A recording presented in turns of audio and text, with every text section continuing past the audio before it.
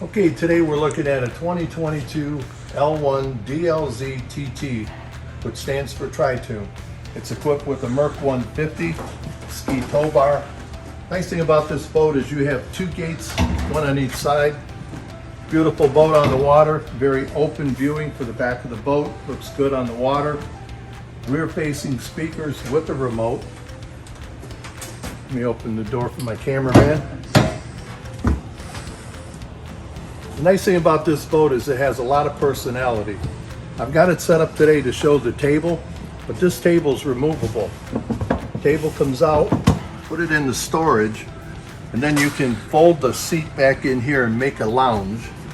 Just by moving this seat this way, you've got a rear facing lounge. It's all open in the back.